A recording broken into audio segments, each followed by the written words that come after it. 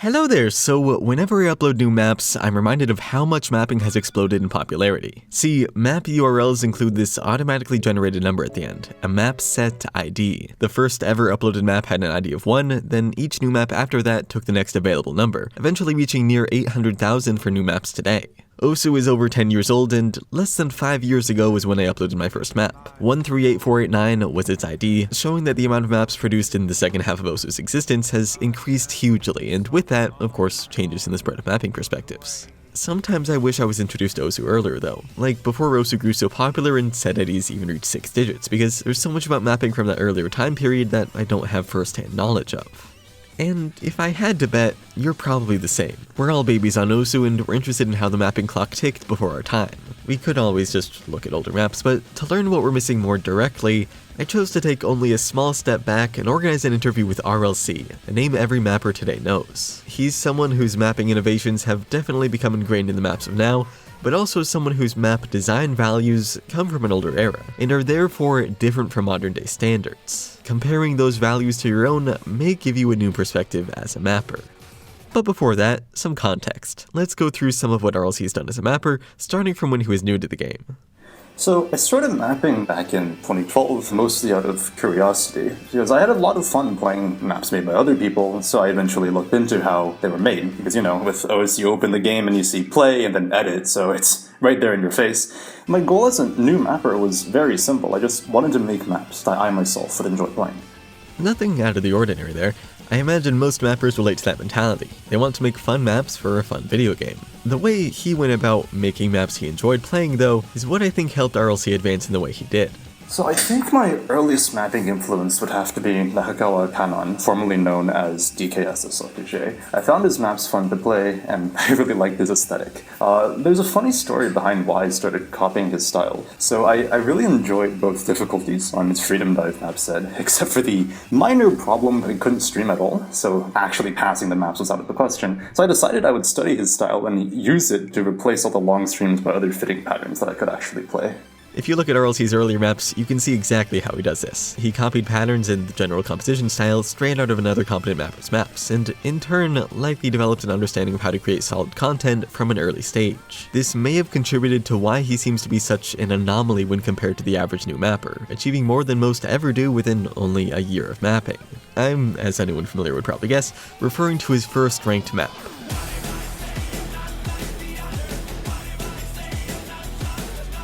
So compared to the average map, the Pretender was a bit different. Probably the most noticeable difference is that the Pretender threw strict distance spacing out the window altogether. But despite this fact, it still managed to mesh with the song, because so the idea is, mapping is a pretty restrictive medium, and you only have so many ways in order to convey what you want to convey. And distance snap is one of the few things that you have at your disposal, so naturally mappers want to use distance snap as judiciously as possible. But by discarding distance snap altogether and allowing for freehand placement, I actually vastly expanded my design space, and I was able to do a lot of other things and end up making them mesh better with the song. The map was very well received by the public. People consider the map both fun and epic, and you can really see this, if you go through the map thread, people are like, wow, this is awesome. And there was a ton of hype surrounding the map, and I'm sure that played a big role in its winning Best of 2013. This may not sound like anything profound by today's standards, but you have to remember that this was a long time ago. Most maps weren't just consistent spacing, but they did use distance snap in some capacity, with less intense spacing all around. That's obviously very untrue today, and I'm sure the public's reception of the Pretender helped lead to the lesser usage of distance snap from mappers all around. You don't even need first-hand experience to know that the Pretender had an extremely positive public reception. RLC told me that the one map-wide design element that caused controversy was slider ends not landing on specific sounds all the time, which, like breaking distance snap, is rarely considered a problem today. And at the time, it was only a few people complaining. Unlike the majority of maps that break mapping norms of their time though, the Pretender was viewed by most as a change for the better. It was truly a cool map for its year, and that played a role in others copying its design ideas into the future, as well as its own winning in the Best of 2013 vote. Yes, that means someone's first ranked map was considered the best of its year by a vote. That's why I think RLC's new mapper development seems so outstanding, though from his point of view, he wasn't intrinsically better than any other new mapper. It was just a matter of how he went about the process. So a lot of new mappers really want to get a map ranked, so even though their first maps, like you said, are typically terrible, they might still try to push them forward, and this results in, with a lot of new mappers, their first ranked maps are terrible.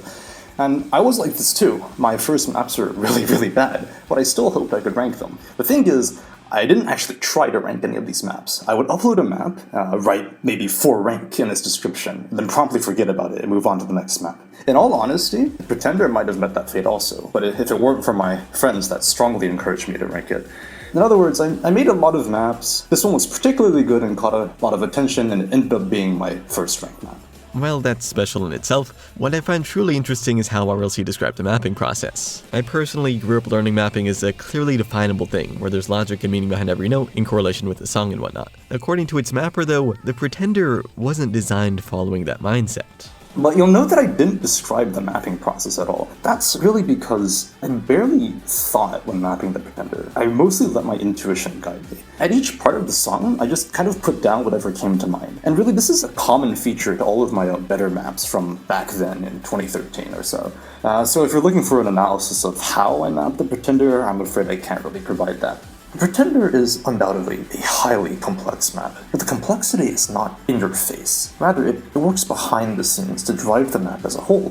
So even though individual object placements are freeform, the map doesn't feel random. Sure, it has some isolated patterns which are iconic, like the back and forth 1-4 sliders or the triangle jumps, but its main strength comes from its overall identity.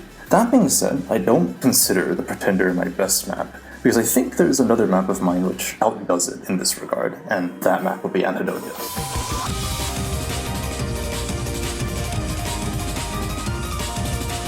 So I mapped Anhedonia not long after the Pretender, so I was in the same mindset where I let my intuition guide me, rather than thinking hard while mapping. However, unlike the Pretender, where I was mostly just thinking, wow, this song gives me a lot of room to do cool things, for Anhedonia, I genuinely really loved the song, and I was more emotionally invested into the mapping process. So the map is special to me for a reason like what I just described for the Pretender. It's very complex, but the complexity works silently in the background to give everything form and breathe life into the map. And when I say map, I mean everything altogether, not just the objects, but the objects, the music, the hit sounds, the storyboard, the combo colors, everything as a whole. So in particular, the map isn't just coherent on a microscopic level, by which I mean, objects match up the sounds and the music, but also in phrases and an overall feeling. And the result is that, for me, it's one of the few maps where playing feels like something more than merely clicking circles to a song.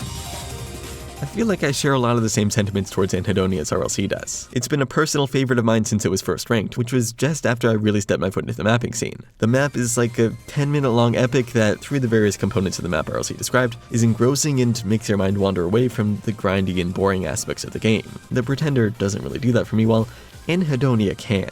What stands out to me here again, though, is the not thinking mindset behind his mapping. RLC explained to me that Anhedonia feels like a peak of sorts because he can't get back into that intuitive mapping mindset anymore. He's tried, of course, last year's Orvid being reminiscent of Anhedonia from a broad view, yet according to him it wasn't quite on the same level as his past work that was done without extreme concentration.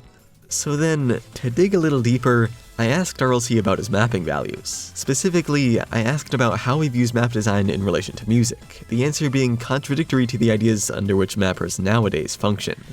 Sometimes I'll see someone say something along the lines of, old maps are bad because they don't follow the music. And this raises a number of questions. What kind of old maps are they referring to? Because, well, the old maps that come to my mind follow the music fine, and I also wonder what they think following the music means. So from what I gather, the phrase following the music in this context requires that salient sounds and music are pressable, the rhythm used is easily identifiable as some prominent layer in the music, and so on. And modern maps really indeed meet these criteria, and I'm not saying modern maps are bad, they meet these criteria and they're good. And older maps often fail to meet these criteria. For example, lots of old maps relegate important sounds to either slider ends, which are not pressable, or ignore them altogether. And other old maps use rhythms that don't exist in the song at all. For example, the Valo 108's Mythologia Zen, most of the streams in the map don't exist in the music.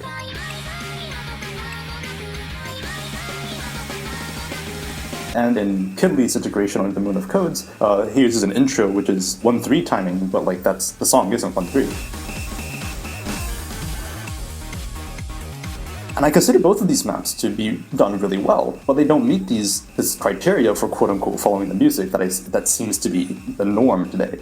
I can't deny, that new form of following the music is exactly how I map. And in the same vein, old maps from like 2012 and earlier sometimes confuse me with the rhythm choice. A long time ago, I would have attributed this to just lower standards, but what I learned later and what RLC just explained is that older mappers simply had different concepts in mind when it came to, quote, following the music. So how did these criteria become the norm? Sure, PP mapping may have played a role in it, but I want to offer a different perspective. So from 2014 onwards, wubs started seeing popularity in mapping, like drum step and that kind of stuff.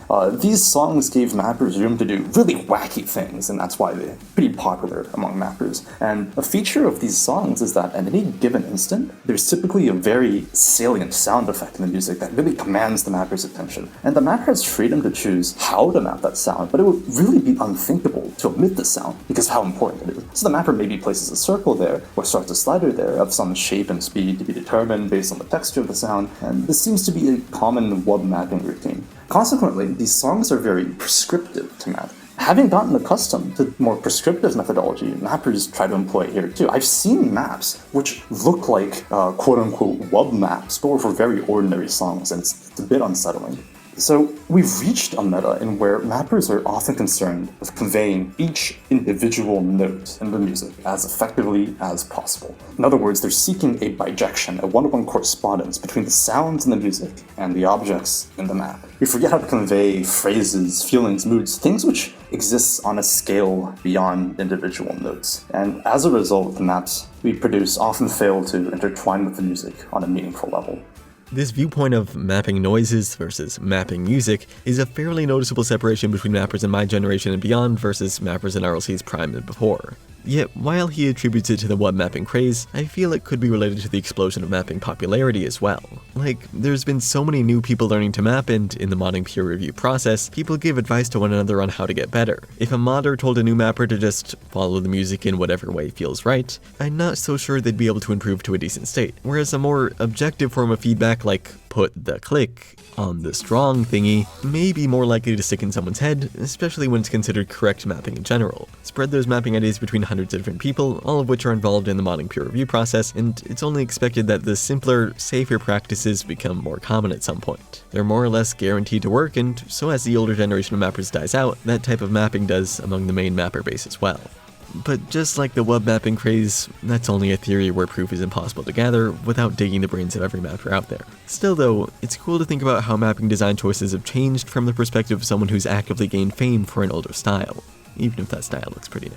I've said a lot of very abstract things throughout this conversation, so now I'll just say something pretty concrete. I'd like mappers to remember that sometimes less is more. As just a very simple, specific example, suppose a section in a song is non-stop 1/2 rhythms or non-stop 1/4 rhythms. It may be tempting to map all the sounds and introduce variety by arranging the notes in different ways. One example of this is RTU's atmosphere, starting at calm section after the first break. This is definitely a valid way of going about it, but I want mappers to remember that you can also consider just ignoring some of the sounds and finding something to highlight by yourself. And if you do this, hit sounds can be really helpful for this. So an example of this might be the Catalan's Mirage Coordinator,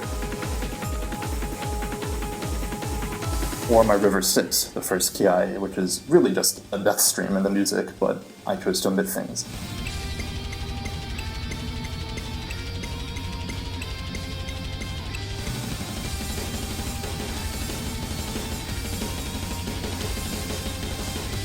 Learning different outlooks like this is a huge part of what it takes to evolve as a mapper. There is nothing truly correct in mapping since it's a big conglomeration of people's opinions that have changed throughout the game's lifespan. Understand that when viewing other maps, especially old ones, to better enhance your own. So yeah, big thanks to RLC for taking time out of his day to be a part of this. If you want to listen to more of him because he's pretty good at talking, the full interview is available here. And thanks to you for watching. See you next week. Actually, no. For the first time ever, it'll be 2 weeks because my next video includes more than just a video.